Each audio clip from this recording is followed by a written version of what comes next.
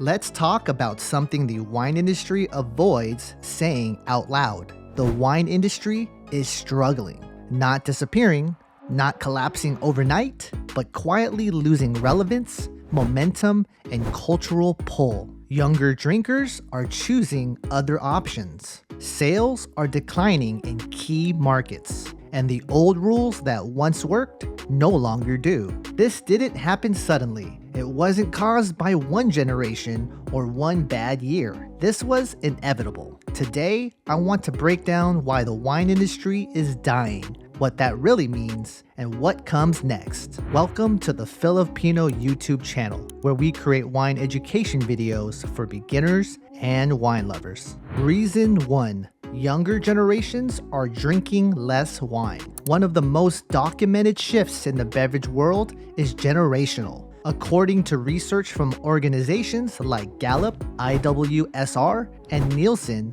millennials and Gen Z consume less alcohol overall than previous generations. And within that decline, wine has lost more ground than spirits, cocktails, and ready-to-drink beverages. But this is where the industry often misreads the situation. The conversation turns into a taste issue, or a maturity issue, or the idea that younger drinkers will eventually grow into wine. But in reality, this is a relevance issue. Wine often feels like something you need permission to enjoy, something you have to understand before you're allowed to like it, something where one wrong word makes you feel out of place. At the same time, younger consumers are gravitating towards simpler, lower commitment alternatives like hard seltzers and even THC-infused products, which feel more casual, less intimidating, and more aligned with modern social habits. Wine didn't lose younger drinkers because they don't care.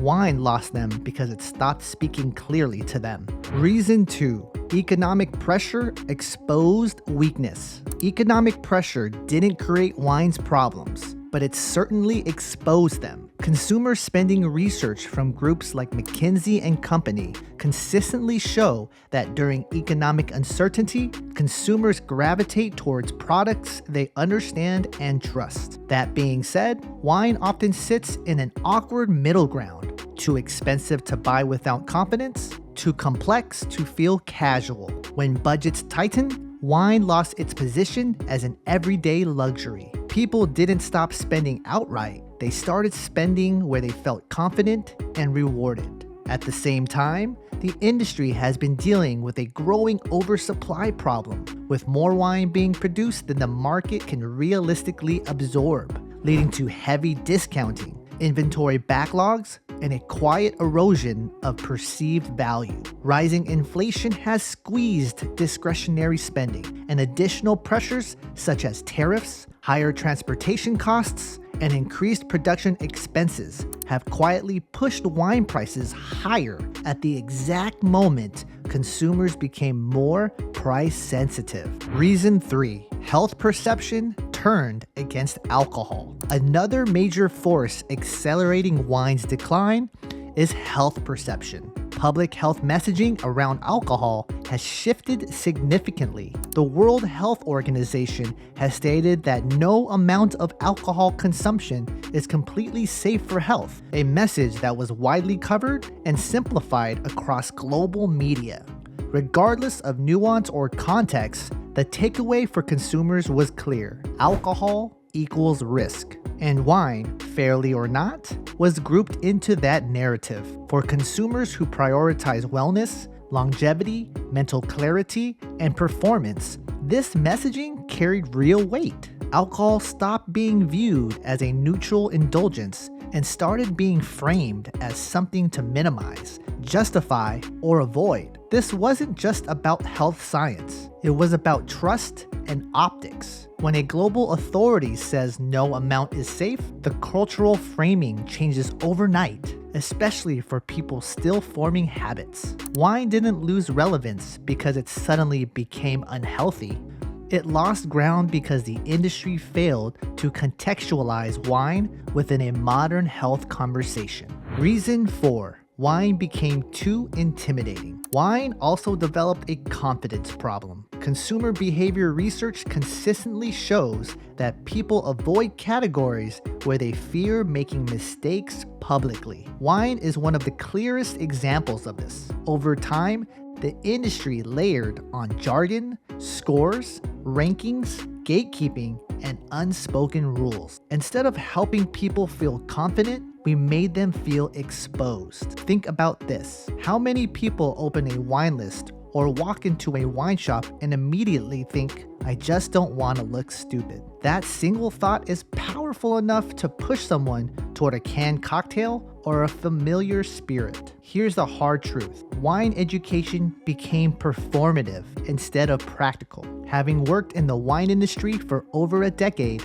I constantly observe colleagues who'd rather prove to others how much they know about wine than help people enjoy it. In some respects, the industry optimized for critics and insiders rather than everyday drinkers. Reason 5. The industry talked to itself. For decades, wine communication was largely inward-facing. Producers spoke to critics. Critics spoke to collectors. Collectors spoke to each other. The everyday drinker, however, was often excluded. Marketing leaned heavily on scores, prestige, and tradition rather than clarity, storytelling, and relevance. According to broader marketing research across consumer goods, brands that fail to evolve their messaging lose cultural connection over time. Wine didn't lose its voice, it forgot who it was speaking to. Reason 6. Competition evolved faster than wine.